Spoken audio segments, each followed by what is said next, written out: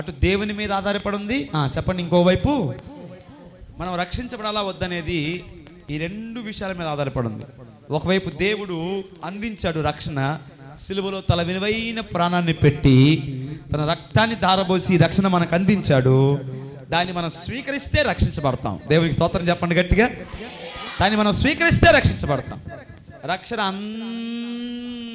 అందరికీ ఇవ్వబడింది, కానీ ఎవరికి వర్తిస్తుంది అంటే స్వీకరించిన వారికి వర్తిస్తుంది. దేవునికి స్తోత్రం చెప్పండి గట్టిగా. షాప్కి వెళ్ళినప్పుడు ఆఫర్ అందరికీ, అవునా? చెప్పండి గట్టిగా. 1+1 ఆఫర్ అనేది కొందరికా అందరికా? అందరికీ. కానీ ఎవరికి వర్తిస్తుంది ఆఫరు? కొన్న వాళ్ళకి. ఒకటి కొంటే అప్పుడు ఆ 1+1 ఆఫర్ నీకు, కొనకుండా ఉంటే ఆఫర్ దొరికిద్దా నీకు? అట్లాగే రక్షణ అందరికీ అనుగ్రహించబడింది, కానీ ఎవరు పొందుకుంటారు దాన్ని, ఎవరికి వర్తించబడుతుంది దాన్ని? అది స్వీకరించిన వారికి. దేవునికి స్తోత్రం చెప్పండి గట్టిగా. అది స్వీకరించిన వారికి. సో అలాగూ యేసయ్య నిశ్చయముగా నేడు నీవు నాతో కూడా పరదైసులో ఉంటావు. సో పశ్చాత్తాపడ్డాడు, విశ్వాసం ప్రదర్శించాడు, యేసయ్య రక్షణ అందించాడు, ఆ దొంగ రక్షణ స్వీకరించాడు. దేవునికి స్తోత్రం చెప్పండి గట్టిగా. ఈ మాట రక్షించే యేసయ్య సామర్థ్యాన్ని మనందరికీ కూడా తెలియజేస్తాం. దేవుడు ఈ మాట మన కొరకు దీవించును గాక. మొదటి మాట క్షమాపణ, రెండో మాట రక్షణ.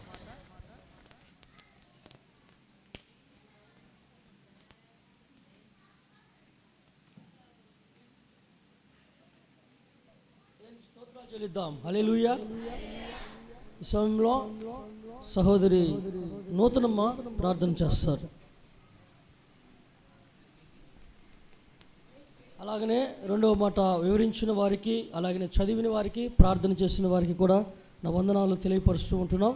సమయంలో సహోదరి నూతనమ్మ ప్రార్థన చేస్తారు.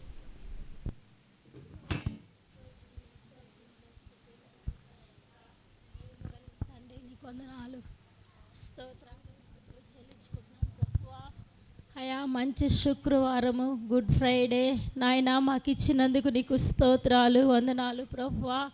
ఈ శుభ శుక్రవారం దినమున ప్రభువా నిన్ను ఆరాధించటానికి, నిన్ను స్తుతించటానికి మాకు ఇచ్చిన ఈ సమయాన్ని బట్టి, అవకాశాన్ని బట్టి నీకు స్తోత్రాలు, వందనాలు నాయన. అయా నా తండ్రి, నాయన నా ప్రభువా, నిన్ను నా తండ్రి పోయిన వారమున నా తండ్రి దావీదు మహారాజుకే జయము జయమని ప్రభువా పాటలు పాడుతూ ఓస్తనలు పాడిన వారే ప్రభువా.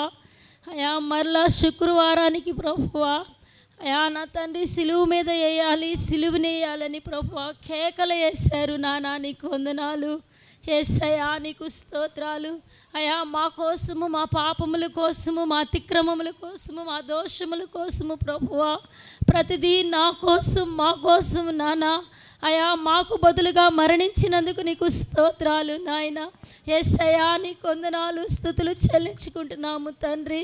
అయా ఈ మంచి శుక్రవారము నానా తండ్రి, అయా నిన్ను ధ్యానించుకోవటానికి, నిన్ను ఆరాధించుకోవటానికి మాకు ఇచ్చిన ఈ సమయాన్ని బట్టి నీకు స్తోత్రాలు ప్రభువా. ఇంతవరకు జరిగిన కార్యక్రమంలో నువ్వు తోడుగా ఉన్నందుకు స్తోత్రాలు. ఇద్దరు బిడ్డలు చదివి వివరించి ఉన్నారు నాయన.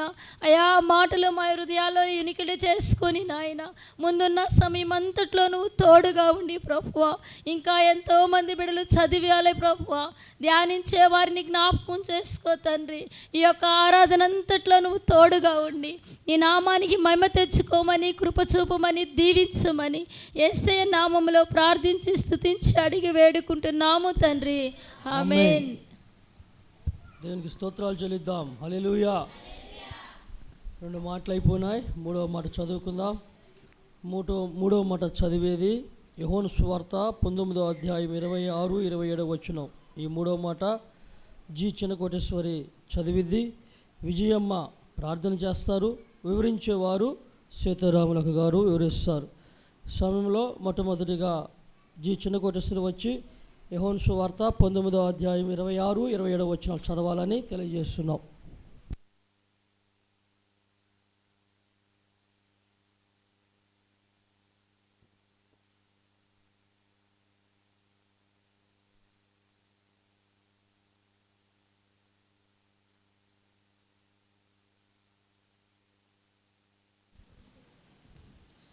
యోహాను సువార్త 19వ అధ్యాయం 26వ వచనం 27వ వచనం చదువుకుందాం. యేసు తన తల్లియు తాను ప్రేమించిన శిశువుని దగ్గర నిలుచుండుట చూచి, అమ్మా, ఇదిగో నీ కుమారుడు అని తన తల్లితో చెప్పెను. తరువాత శిశువుని చూచి, ఇదిగో నీ తల్లి అని చెప్పెను. ఆ గడియలో నుండి ఆ శిశువుడు ఆమెను తన ఇంట చేర్చుకొనెను.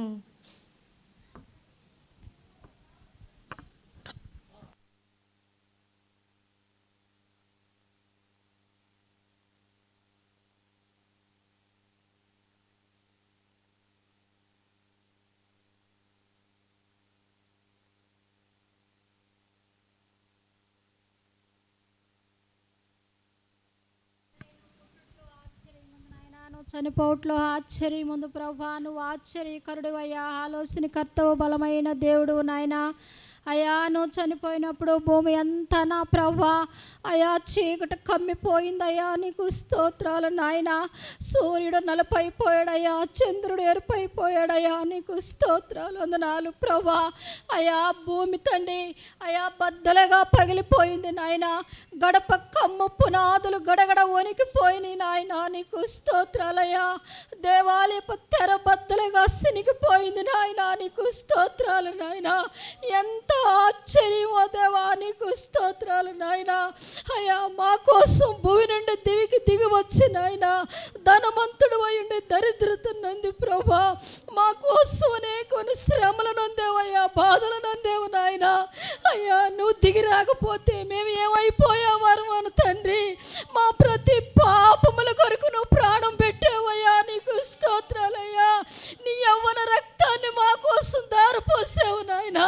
అయ్యా నీ యవ్వన రక్తాన్ని నాయన ఒక బొట్టు అయినా మీలో మిగిల్చు కాకుండా ఆఖరు బొట్టు వరకు మాతో కాచేవయ్యా నాయన. నీ రక్తం ద్వారా మమ్మల్ని మోక్షించేవయ్యా, నీకు స్తోత్రాలు, వందనాలు చెల్లిస్తున్నావు తండ్రి. అయ్యా 3 మాటలు చదివిన బిడ్డలు, వివరించిన బిడ్డలకు ప్రభా నువ్వు తోడుగా ఉండడు నాయన. అయ్యా 3వ మాట చదివిన బిడ్డను దీవించండి నాయన. వివరించుచుండగా నీ బిడ్డను నిలబెట్టుకోండి నాయన. అయ్యా నోటికి బోరగా ఉండి నువ్వు మాట్లాడండి ప్రభా. బిడ్డకి మంచి జ్ఞానం నువ్వు దయచేయండి నాయన. వినగల చెవి, గ్రహించగల మనసు మాకు అందరికీ నువ్వు దయచేయమని, ముందున్న కార్యక్రమం దీవెనకరంగా ఆశీర్వాదకరంగా జరిగించమని, కృప చూపమని యేసయ్య నామములో అడిగి వేడుకొనుచున్నాం తండ్రి.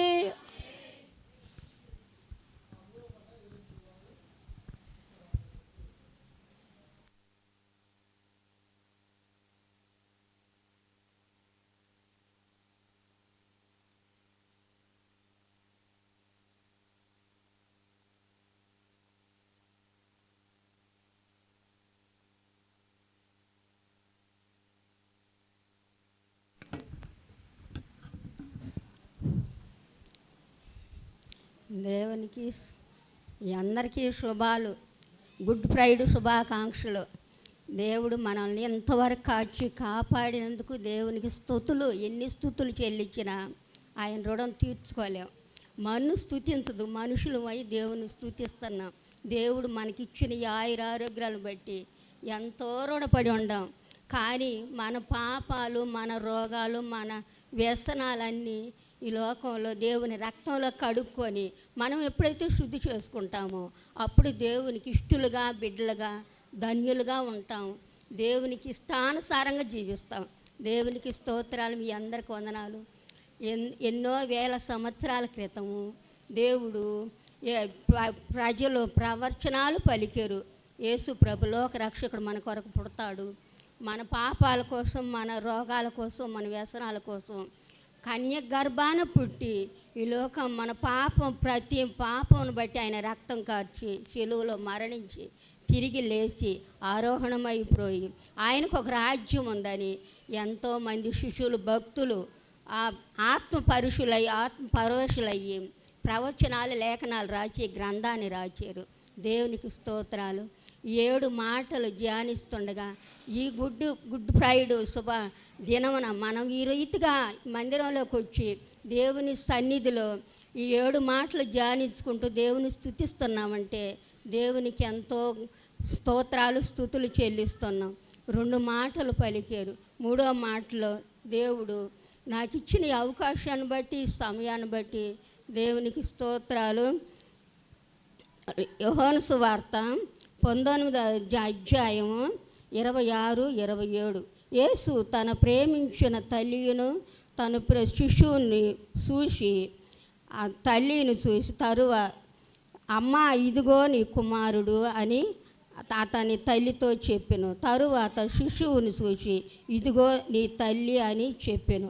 ఆ గడి నుండి ఆ శిశువు ఆమెను తన ఇంట చేర్చుకున్నాడు. ఆయన గురువారం ఏకుజామించి ఎంతో శ్రమపడ్డాడు మన కొరకు. ఇంచుమించు ఈ మధ్యాహ్నము గొలుగెత్తు కొండ మీద ఆ కలవరి సిలువలో మోయలేని సిలువ కొయ్యమాను ఒక భుజాన్ని వేసుకొని ఎర్రటి ఎండలో మెట్ట మధ్యాహ్నం చొప్పున కొరడా దెబ్బలు తింటూ ఎన్నో శ్రమలు పడుతూ ఆ వీధుల్లో వేసి వీడుస్తున్నప్పుడు ఆ తల్లి శిశువులు వచ్చి ఆ తల్లి చూస్తూ ఉంది. అప్పుడు ఆ తల్లి ఎంతో ప్రాణం తల్లడిల్లిపోయి చూస్తూ బదులు పలకల, నోరు తెరవల. అప్పుడు ఆ తల్లి ఎంతో కృంగిపోతూ సిలువునేసినప్పుడు ఆ సిలువు దగ్గర శిశువులతో తల్లి ఘోరంగా కుమిలిపోతూ సిలువు దగ్గర ఉన్నప్పుడు యేసు 2 మాటలు తండ్రితో మాట్లాడాడు. మొదటి మాట. 2వ మాట దొంగతో మాట్లాడాడు. 3వ మాట తల్లితో మాట్లాడుతున్నాడు. తల్లి ఆదరణ కోసం నేను ఆరోహణమై వెళ్ళిపోతే నా తల్లిని ఆదరించే వాళ్ళు ఎవరని. అప్పుడు ఆయన తండ్రి అభ్యాతం అనురాగం పొంది తల్లికి ప్రేమ చూపిస్తున్నాడు. తల్లి ప్రేమ పొందుకున్నాడు, మనకు ప్రేమ చూపించాడు. ఆ సమయంలో తల్లిని ప్రేమిస్తున్నాడు. అలాగనే నా తల్లి ఏమైపోద్దని తాను బాగా ప్రేమించిన శిశువుని యోహాను చూసి నా తల్లిని ఓదార్చే బిడ్డ ఈ బిడ్డే కదా అని ఆ శిశువుడికి ఆ తల్లిని అప్పగించాడు.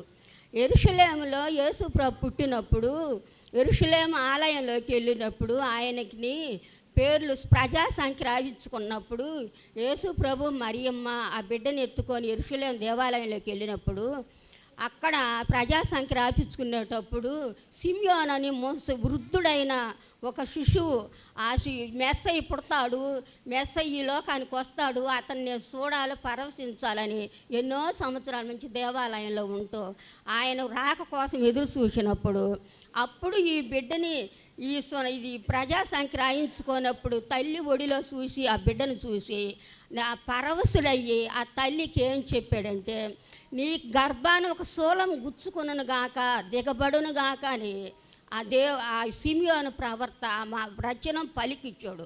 అప్పుడు ఆ తల్లి ఇదేంట్లా అని ఆమె కన్యక గనుక ఆమెకు అర్థం కాక పరవశురాలు అయిపోయింది. అయినా అప్పుడు సిలువలో దేవుని మరణించి సిలువలో రక్తం కార్చి శ్రమ పడ్డప్పుడు ఆ మాట తల్లి గుర్తు చేసుకుంది. దేవుడు ఎంతో గొప్ప కార్యాలు మా పట్ల చేస్తున్నాడు. అలాగనే తల్లిని తండ్రిని మత్తయి సువార్త 5వ అధ్యాయంలో మోషే 10 ఆజ్ఞలు రాశాడు. 10 ఆజ్ఞల్లో మొదటి మాట 10 ఆజ్ఞల్లో ఒక ఆజ్ఞ ఏంటంటే నీ తల్లిని తండ్రిని సన్మానించుము, నువ్వు దీర్ఘాయుషు అవుతాడని ప్రవచించారు. అలాగనే సామెతల గ్రంథంలో 31లో తల్లి దేవోక్తి పలికిని తండ్రి బిడ్డకి ఏమని చెప్పిందంటే, నా కుమారుడా నా ఉపదేశములు ఆలకించుము, దేవోక్తి తెలిసి నా ఆజ్ఞలు మీరు నువ్వు లోకమనే పాపంలోకి వెళ్లకుండా నా ఆజ్ఞలు మీరు నా ఉపదేశములు అంగీకరించమని బిడ్డకు చెప్పింది. తల్లి తండ్రిని ప్రేమించువారు దీర్ఘాయుష్యవంతులు అవుతారు. యెషయా గ్రంథంలో తల్లిని తండ్రిని ప్రేమించువారు దీర్ఘాయుషులు అవుతారన్నారు. తల్లిని తండ్రిని సన్మానించాలి. తల్లి తండ్రుల్ని దూషించి అసహించుకునేవారు వాళ్ళ కనులు లోయకాకులు పీకుతాయి. కానీ తల్లి ఎంత గర్భాన మోసి తల్లిని కని బిడ్డను సాకి ఎన్నో సంవత్సరాలు 20 సంవత్సరాలు బిడ్డను సాకి ఆ తల్లి ప్రేమంతా పంచుతుంది. కానీ పెద్దవాళ్ళు అయినాక బిడ్డలు తల్లిని తండ్రిని అసహించుకుంటున్నారు. అది దేవుడు చెప్పాడు, ఎద్దు తన కామాందుడు ఎరుగును, గాడిద తన సొంత దొడ్డి తెలుసుకొనును, ఇశ్రాయేలు ప్రజలు తెలివి లేని వారు సిగ్గుమాలిన ప్రజలని చెప్పాడు. ఎందుకు? దేవుని మాట మనం వినలేదు కాబట్టి. కానీ దేవుడు తల్లిని సన్మానించాడు, తల్లిని ప్రేమ చూపించాడు, మనకు ప్రేమ పంచాడు. దేవుడు ఈ వాక్యాన్ని జీవించునుగాక.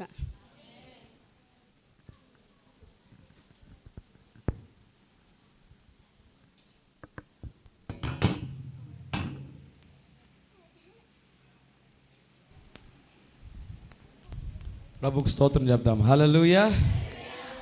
యేసు ప్రభువారు సిలువలో పలికిన 3వ మాట, తన తల్లిని ఉద్దేశించి అలాగే తన శిష్యుడిని ఉద్దేశించి ప్రభు పలికిన ఈ మాట మనం ధ్యానం చేశాము. యేసు ప్రభువారు సిలువ వేయబడినప్పుడు ఆయన ఆప్తులు ఎవరు ఆయన చుట్టూ లేరు. శిష్యులందరూ పారిపోయారు. ఒక్క శిష్యుడు మాత్రమే సిలువ దగ్గర ఉన్నారు, ఆయన యోహాను. ఇకపోతే దూరం ఉన్న కొంతమంది స్త్రీలు నిలబడి చూస్తూ ఉన్నారు. వారు ఇప్పుడు బహుశా సమీపానికి వచ్చారేమో యేసు ప్రభు వారి దగ్గరగా. అందులో తన తల్లిని యేసయ్య గుర్తుపట్టాడు. బైబిల్ చెప్తా ఉంది, ఇలాంటిది ఒకటి సంభవిస్తుంది అని ఏనాడో సుమయోను అనే ఒక వృద్ధ ప్రవక్త దేవాలయంలో మరియకు చెప్పాడు. నీ హృదయంలో నుండి ఒక ఖడ్గము దూసుకొని పోవును అన్న మాట ఆమెకి ఇంకా గుర్తుంది. ఆమెకి జ్ఞాపకం పెట్టుకునే సామర్థ్యాన్ని దేవుడిచ్చాడు. రాత్రి పిల్లవాడు పుట్టగానే గొల్లలు పరిగెత్తుకుంటూ రావటం ఆమెకి ఇంకా గుర్తుంది. మరియ ఈ సంగతులన్నీ తన హృదయంలో భద్రపరుచుకొనేను అన్న మాట లూకాసు వార్తలో 2 సార్లు మనకు కనిపిస్తుంది. యేసు ప్రభువారు 12 ఏళ్ల వయసులో నేను నా తండ్రి పనుల మీద ఉన్నానని మీరు ఎరుగరా, మీరు ఎందుకు నా కొరకు వెతుకుతున్నారు అన్న మాట ఆమెకి ఇంకా గుర్తుంది. నీ హృదయంలో ఒక ఖడ్గం దూసుకుపోవునని సుమయోను తనతో చెప్పిన ఆ ప్రవచనం మరియకు ఇంకా గుర్తుంది. ఆమె ఈ సంగతులన్నీ తన హృదయంలో భద్రం చేసుకుంది. దేవునికి స్తోత్రం చెప్పండి గట్టిగా. ఆమె చేయాలనుకుంటే ఒక పని చేయొచ్చు. యేసు ప్రభు వారిని పిలాతు పిలిచి, నీవు యూదులకు రాజువా అని అడిగినప్పుడు, అవును నేను నువ్వు అన్నట్లే రాజుని అన్నాడు. దేవునికి స్తోత్రం చెప్పండి గట్టిగా. కాదు అని చెప్పుంటే ఏమయ్యేది? యేసు ప్రభు వారు సిలువనెక్కాల్సిన అవసరం వచ్చేది కానీ కాదు. పోనీ ఆయన మీదకి శిక్ష రాకుండా తల్లి మరియు కూడా అడ్డం పడి ఉండొచ్చు, అవునా? ఏ తల్లికి కూడా తన కుమారుడు బాధపడటం అనేది చూడటానికి ఇష్టపడు. పిలాతు దగ్గరికి పోయి, సార్ మా వాడికి తెలియక ఏదో అంటున్నాడు, మామూలు మనిషి ఆయన కూడా, నేను యోసేపు కలుసుకుంటే మరి జన్మించాడు, మరి ప్రత్యేకంగా ఏం జన్మించలేదు, కాబట్టి నా కుమారుడి పిచ్చి మాటలు మీరు మనసును పెట్టకుండా విడిపించండి సార్ అని ఒక మాట చెప్తే పిలాతు ఏం చేసేవాడు? కానీ అలా చేయలా మరియా. ఎందుకంటే యేసు ప్రభు వారు ఎలా జన్మించాడో మరియకు బాగా తెలుసు. పరిశుద్ధాత్మ వలన ఆమె అతనిని గర్భమును మోసిందన్న విషయం మరియకు బాగా. దేవునికి స్తోత్రం చెప్పండి గట్టిగా. అసాధారణమైన పద్ధతిలో యేసు ప్రభు వారు తన గర్భములో జన్మించాలన్న విషయం మరియకు బాగా తెలుసు. తన గర్భములో పడింది దైవ కుమారుడు అన్న విషయం మరియకు బాగా తెలుసు. యేసు ప్రభు వారు జన్మించింది ఇదిగో ఈ కార్యం జరిగించడానికి అన్న విషయం మరియకు బాగా తెలుసు. దేవునికి స్తోత్రం చెప్పండి గట్టిగా. ఫోన్లు పక్కన పెట్టాలా?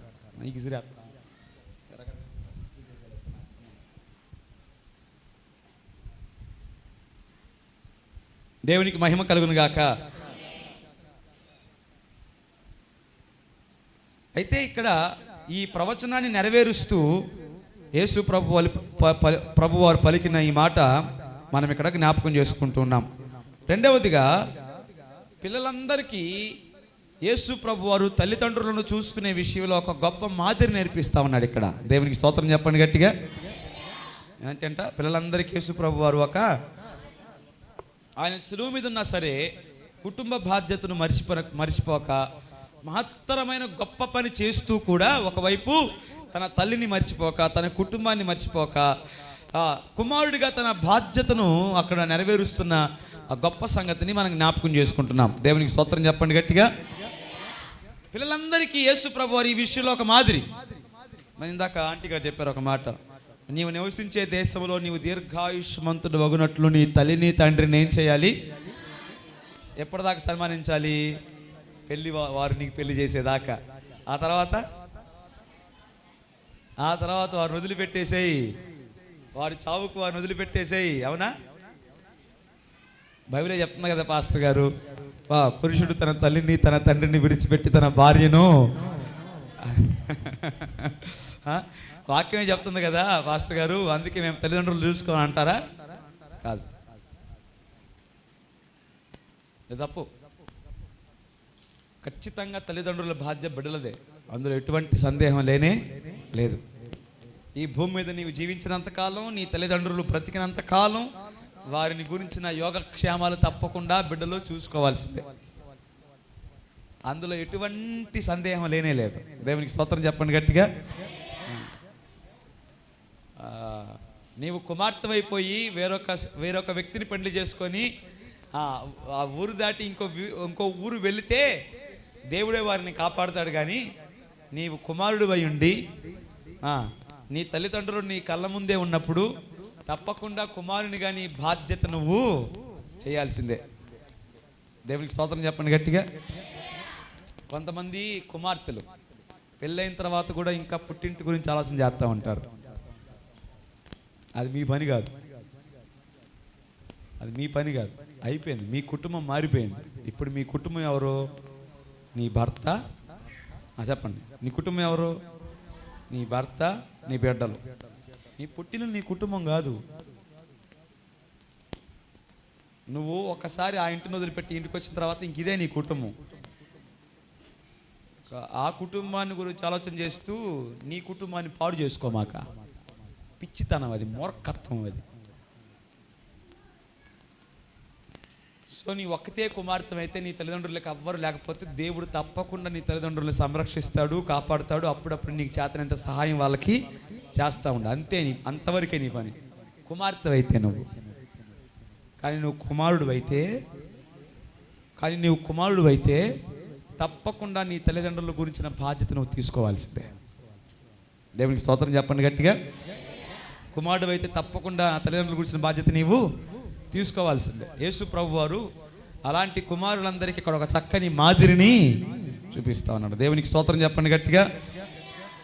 ఇక మనం నేర్చుకోవాల్సిన మూడవ సంగతి ఏదైనా ఉందంటే, యేసు ప్రభు వారు మనకందరికీ నేర్పిస్తున్న మరొక సంగతి, ఆధ్యాత్మిక సంబంధాలు మంచివే, కానీ ఆధ్యాత్మిక సంబంధాలని వాడుకుంటూ భూమి మీద దేవుడు నీకు ఇచ్చిన సహజ సంబంధమైన ఆ బంధుత్వాన్ని, ఆ సంబంధాన్ని పోగొట్టుకోమాక అన్న విషయాన్ని యేసు ప్రభు వారు తెలియజేస్తా ఉన్నాడు.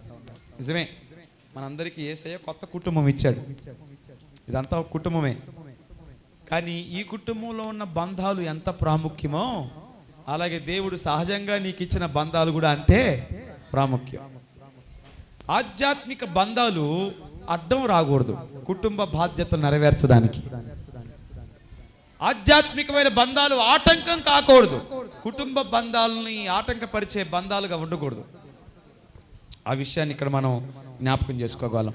యేసు ప్రభు వారు సిలువలో ఒకవైపు ఆధ్యాత్మికమైన మహత్తరమైన కార్యాన్ని జరిగిస్తూనే ఇంకొక పక్క యేసు ప్రభు వారు కుటుంబంలో కుమారునిగా తన బాధ్యతను కూడా నెరవేరుస్తూ వస్తున్నాడు. దేవునికి స్తోత్రం చెప్పండి గట్టిగా. ఇది మనం యేసు ప్రభు వారి మూడవ మాట నుంచి నేర్చుకోవాల్సిన చాలా ప్రాముఖ్యమైన సంగతి. ఆయన సమస్తాన్ని సంపూర్ణపరుస్తున్నాడు. ఒకవైపు దేవుని కుమారుడిగా సంపూర్ణంగా పనిచేస్తున్నాడు, ఇంకొక వైపు మరియ కుమారునిగా తన పనిని సంపూర్ణంగా జరిగిస్తా ఉన్నాడు. రెండు పనులు సంపూర్ణంగా జరిగిస్తున్నాడు. ఒకవైపు దేవుని కుమారుడిగా సిలువ కార్యాన్ని సంపూర్ణపరుస్తున్నాడు, ఇంకొక వైపు మానవుడిగా మరియ కడుపున పుట్టినందుకు మరియ కుమారుడిగా కూడా తన కార్యాన్ని సంపూర్ణంగా జరిగిస్తా ఉన్నాడు. యేసు ప్రభువు అందుకే సంపూర్ణుడు. దేవునికి స్తోత్రం చెప్పండి గట్టిగా. అలాగే మనం కూడా సంపూర్ణంగా జీవించాలి. ఒకవైపు సంఘములో ఆత్మీయమైన బిడ్డలుగా మన కార్యాన్ని సంపూర్ణంగా చేయాలి, ఇంకొక వైపు కుటుంబాల్లో దేవుడు మనకిచ్చిన బంధాల విషయంలో కూడా మనం సంపూర్ణత కలిగి ఉండాలి. దేవునికి స్తోత్రం చెప్పండి గట్టిగా. ప్రభు ఈ మాట మన కొరకు దీవించును గాక.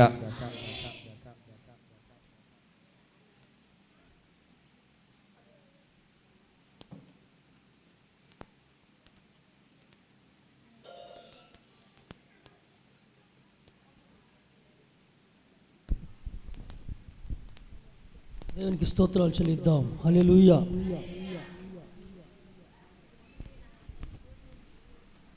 మూడవ మాట వివరించిన వారికి, అలాగనే చదివిన వారికి, ప్రార్థించిన వారికి ప్రత్యేకమైన వందనాలు తెలియపరుస్తూ ఉంటున్నాం. ఈ సమయంలో సరోజనమ్మ ప్రార్థన చేస్తారు.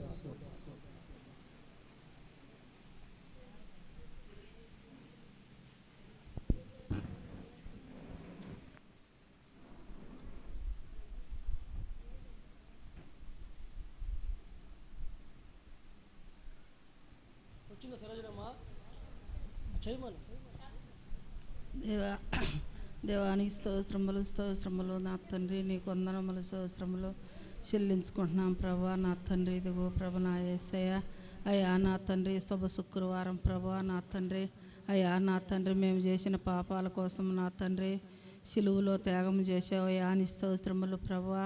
అయ్యా నీ స్తోత్రాలు వందనాలు చెల్లించుకుంటున్నాం ప్రభా. అయ్యా నా తండ్రి, మా కోసము నా తండ్రి నీ యవన రక్తం కార్చావయ్యా. నీ స్తోత్రములు ప్రభువా. నీ అమూలమైన రక్తాన్ని కార్చావయ్యా. నీ స్తోత్రములు ప్రభువా. అయ్యా నా తండ్రి, మన తలంపుల్లో వచ్చిన తలంపుల కోసం ప్రభువా. అయ్యా నీ శిరసును ముళ్ళ కిరీటం అయ్యా. నీ స్తోత్రములు ప్రభువా. అయ్యా నా తండ్రి, అయ్యా నా తండ్రి, నీ చేతిలో శీలలయ్యా. నీ స్తోత్రములు ప్రభువా. అయ్యా నీ పక్కలో బల్లెం పోటయ్యా. నీ స్తోత్రములు ప్రభువా. అయ్యా నీ కాళ్ళల్లో మేకులయ్యా. నీ స్తోత్రములు యేసయ్యా. అయ్యా మేము చేసిన పాపాలన్నిటికీ ప్రభువా నా తండ్రి, అయ్యా నా తండ్రి సిలువలో నువ్వు రక్తము గార్చావయ్యా. నీ స్తోత్రములు ప్రభువా. అయ్యా నీ కొందనములు స్తోత్రములు చెల్లించుకుంటున్నాం అయ్యా. అయ్యా నా తండ్రి, ఇదిగో ప్రభువా. అయ్యా నా తండ్రి, ఈ నా తండ్రి ప్రభువా, నా తండ్రి ఈ లోకం అంతట్లో కూడా ప్రభువా నా తండ్రి సంఘాలలో గ్రామాలలో ప్రభువా ఈ శుభ శుక్రవారం నా తండ్రి ఎంతో ఘనముగా నా తండ్రి, ఎంతో విశ్వాసముగా ప్రేమగా నా తండ్రి అయ్యా నా తండ్రి నీ సిలువ ధ్యానం జ్ఞాపకం చేసుకుంటున్నారయ్యా. అయ్యా అందుకు నీకు స్తుతులు స్తోత్రాలు వందనాలు చెల్లించుకుంటున్నాం ప్రభువా. అయ్యా నీ స్తోత్రములు నా తండ్రి. అయ్యా నా తండ్రి జరగాల్సిన కార్యక్రమం అంతా కూడా ప్రభువా క్షేమంగా జరపమని ప్రభువా నీకు స్తుతులు స్తోత్రాలు వందనాలు చెల్లించుకుంటూ యేసుక్రీస్తు వాళ్ళ పాపినే ప్రార్థన చేస్తున్నాను తండ్రి. ఆమేన్. దేవునికి స్తోత్రాలు చెల్లిద్దాం. హల్లెలూయా. ఈ నాలుగవ మాట మత్తయి సువార్త 27వ అధ్యాయం 46వ వచన వాక్యాన్ని చదివేవారు ఎస్తేరు చదివిద్ది, ప్రార్థించేవారు వెంకాయమ్మ ప్రార్థిస్తారు. వివరించేది నేను వివరిస్తాను. మొట్టమొదటిగా మత్తయి సువార్త 27వ అధ్యాయం 46వ వచనం ఎస్తేరు వచ్చి చదివి వినిపిస్తుంది.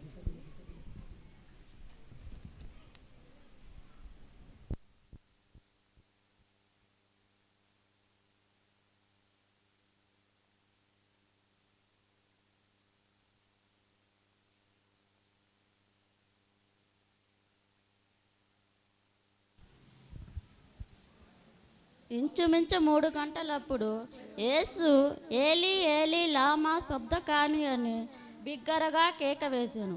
ఆ మాటకు నా దేవా నన్నెందుకు చేయి విడిచితివని అర్థం.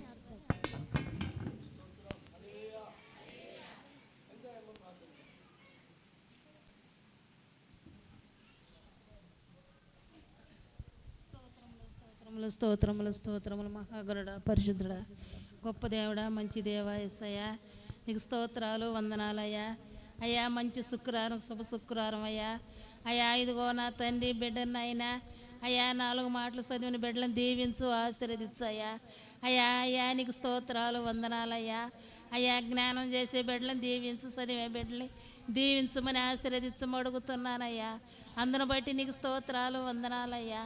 అయ్యా ఇదిగో నా తండ్రి మధ్యాహ్న కాలం సమల్లోనైనా నీ పాద సన్నిధిలో అయ్యా ప్రతి బిడ్డ మొర పెడుతుందయ్యా. అయ్యా మా మొర ఆలకించమని అడుగుతున్నందుకు నీ స్తోత్రాలు వందనాలయ్యా. నీకు స్తోత్రాలయ్యా. అయ్యా ఇదిగో నా తండ్రి నా కొరకు మా కొరకు నైనా అయ్యా నువ్వు సిలువలో త్యాగం చేసేవయ్యా. అయ్యా నీకు వందనాలు స్తోత్రాలయ్యా. అయ్యా మా కొరకు ఆఖరబొట్టు కార్చిన వరకు నీ స్తోత్రాలు వందనాలయ్యా. మా కొరకు ఆఖరబొట్టు వరకు కార్చేవయ్యా. అయ్యా మేము నైనా ఉన్న స్థానంలో అయ్యా నువ్వు ఉండవయ్యా. మా తల్లిదండ్రులు నాయనా అయ్యా మా ఆయన పోయిన వాళ్ళు అయ్యా తోడబుట్టిన వాళ్ళు చేయలేని త్యాగం నువ్వు చేసిన దేవాన్ని స్తోత్రాలయ్యా. యేసయ్యా నీకు స్తుతులు స్తోత్రాలయ్యా. అయ్యా నాయనా నీకు వందనాలయ్యా. అయ్యా నీ శిరస్సుకు ముళ్ళ కిరీటం పెట్టారయ్యా. అయ్యా నీ శాతల్లో సీళ్ళు నాటారయ్యా. అయ్యా నీ కాళ్ళల్లో మేకులు నాటారయ్యా. అయ్యా నీ పక్కల్లో బళ్ళాలు పొచ్చారయ్యా. యేసయ్యా నీకు స్తోత్రాలు వందనాలయ్యా. అయ్యా నువ్వు ద్రాహం అన్నప్పుడు అయ్యా అయ్యా నా తండ్రి సేదు నాయన సేదు సిలకను అందించారయ్యా. అయ్యా నీ స్తోత్రాలు వందనాలయ్యా. అయ్యా నీ వస్త్రాలు సీట్లు వేసుకున్నారయ్యా. అయ్యా నా తండ్రి నా ప్రభువా నా దేవా యేసయ్యా నీకు స్తోత్రాలు వందనాలయ్యా. అయ్యా మా పట్ల నువ్వు చేసిన యాగాన్ని బట్టి నీ స్తోత్రాలు వందనాలయ్యా. అయ్యా అన్ని విధాలుగా మాకు తోడుగా ఉండవయ్యా. ఇప్పుడు మమ్మల్ని ఆశీర్వదిస్తూ దీవిస్తున్నావయ్యా. అందును బట్టి నీకు స్తుతులు స్తోత్రాలయ్యా. అయ్యా ఇంకా మంగళ కార్యక్రమం అంతట్లోనైనా నువ్వే తోడుగా నీడగండగా కొండగా ఉండమని యేసునామమున అడిగి ప్రార్థిస్తున్నాను తండ్రి. ఆమేన్. ఈ అవకాశం కల్పించిన దేవాతి దేవునికి కృతజ్ఞతాస్తుతులు చెల్లిస్తున్నాం. అలాగనే దైవ సేవకులకి వందనాలు తెలియజేస్తూ ఈ యొక్క శుభ శుక్రవారానికి ఆరాధన కూటానికి వచ్చిన మీ అందరికీ కూడా మన ప్రభువును రక్షకుడైన యేసుక్రీస్తు వారి నామంలో వందనాలు తెలియజేస్తూ ఉంటున్నాం. దేవునికి స్తోత్రములు. ఒక పల్లవి పాడుకుందాం. అందరూ లేచి నిలబడదామా? కొద్ది సమయంలో లేచి నిలబడి చక్కగా ఈ పాట పాడుకొని దేవుని నామాన్ని మహింపరుద్దాం. సిలువలో సాగింది యాత్ర కరుణామయుని దయగల పాత్ర అనే ఈ పాట పాడుకొని దేవుని నామాన్ని మహింపరుద్దాం. సిలువలో సాగింది యాత్ర కరుణామయుని దయగల పాత్ర. సిలువలో సాగింది యాత్ర కరుణామయుని దయగల పాత్ర. ఇది ఎవరి కోసమో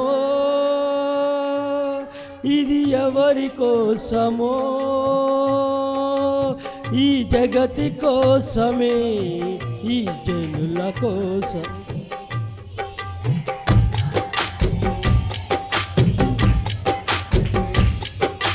సిలువలో సాగింది యాత్ర కరుణామయుని దయగల పాత్ర. సిలువలో సాగింది యాత్ర కరుణామయుని దయగల పాత్ర. కాలు దేహము పైన పాపాత్ముల కొరడాలు ఎన్నో. కాలు దేహము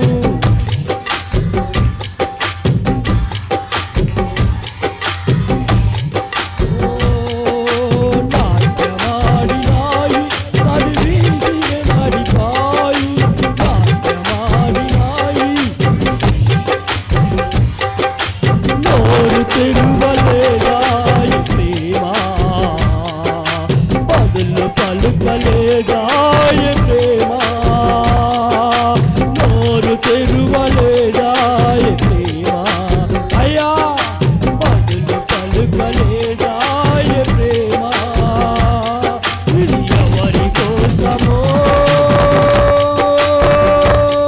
ఇది ఎవరి కోసమో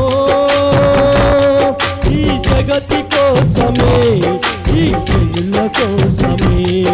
ఈ జగతి కోసమే ఈ జనుల కోసమే. సిలువలో సాగి అందరం కలిసి చప్పట్లు కొడుతూ కరుణామయుని దయగల పాత్ర. సిలువలో సాగి యాత్ర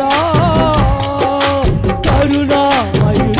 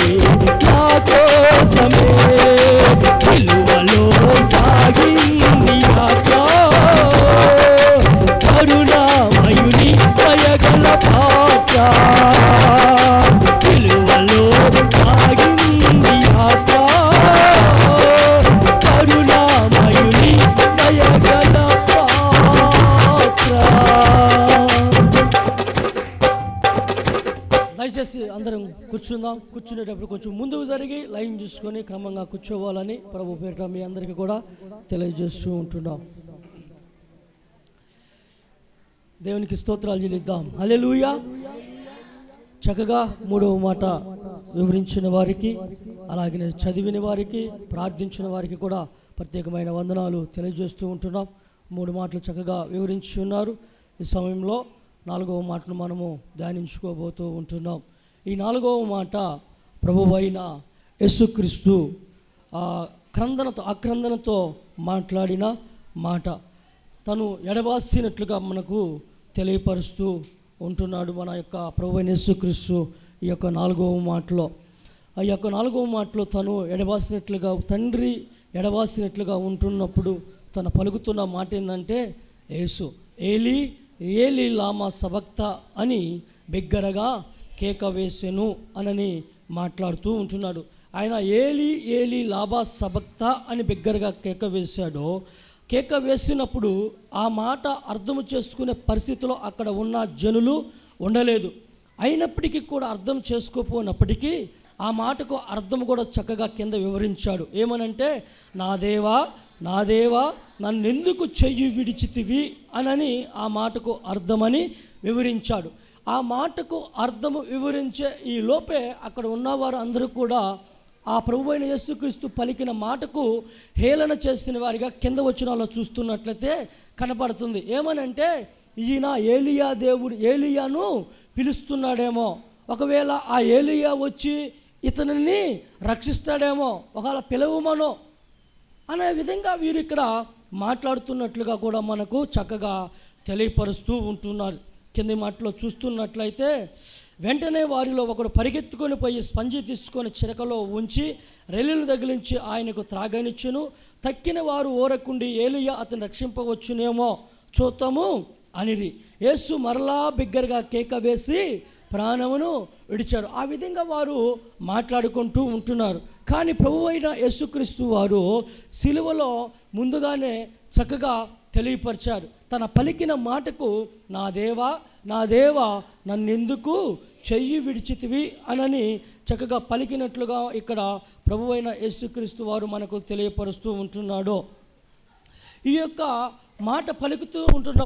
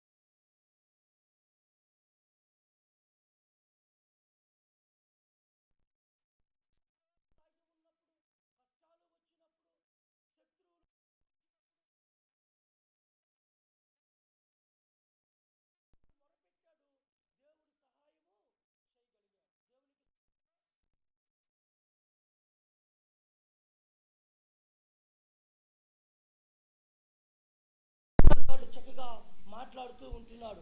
ఏమనంటే, నా దేవా నీవు నన్నెలా విడనాడితివి, నన్ను రక్షింపక నా ఆర్తధ్వని వినక నువ్వెలా దూరముగా ఉన్నావు. నా దేవా, పగలు నేను మొరపెట్టుచున్నాను, రాత్రి వేళ నేను మౌనంగా ఉండటం లేదు, అయినను నాకు ఉత్తరం ఇయ్యకుండా ఉన్నావు అని మాట్లాడుతున్నాడు. కీర్తనకారుడు పాపము చేశాడు కాబట్టి తండ్రి ఉత్తరం ఇయ్యలేకుండా ఉండవచ్చు. కానీ అదేవిధంగా మన ప్రభువైన యేసుక్రీస్తు వారు సిలువలో పలుకుతున్నప్పుడు సర్వమానవాళి పాపముల కొరకై తండ్రి చెయ్యి విడిచినట్లుగా కూడా మనకు తెలియపరుస్తూ ఉంటుంది. దేవునికి స్తోత్రం. సిలువలో పలికిన 4వ మాట సర్వమానవాళి పాపముల కొరకు తను భుజం మీద ఈ విధంగా వేసుకొని మాట్లాడినట్టుగా పలికినట్లుగా మనకు తెలియపరుస్తూ ఉంటున్నాడు. దేవునికి స్తోత్రం. అదేవిధంగా యెషయా గ్రంథంలో చూస్తున్నట్లయితే 53వ అధ్యాయము 3వ వచనం నుండి కొన్ని వచనాల కింద చూసుకున్నట్లయితే యెషయా భక్తులు చక్కగా తెలియపరుస్తూ ఉంటున్నాడు. యేసు ప్రభు యొక్క విధానాన్ని గురించి, ఆయన యొక్క సిలువను గురించి, ఆయన పొందిన యొక్క దెబ్బల గురించి చక్కగా మనకు తెలియపరుస్తూ ఉంటున్నాడు. యెషయా గ్రంథం 53వ అధ్యాయము 3వ వచనం, అతడు తృణీకరింపబడిన వాడును అయను, మనుషుల వలన విసర్జింపబడిన వాడును, వ్యసనక్రాంతుడుగాను వ్యాధిని అనుభవించువాడుగాను మనుషులు చూడనొల్లని వాడుగాను ఉండెను. అతడు తృణీకరింపబడిన వాడు గనుక మనము అతనిని ఎన్నిక చేయకపోతిమి. నిశ్చయముగా అతడు మన రోగములను భరించెను, మన వ్యసనములను వహించెను, అయినను మొత్తబడిన వానిగాను, దేవుని వలన బాధింపబడిన వానిగాను, శ్రమనొందిన వానిగాను మనమతన్ని ఎంచితిమి. మన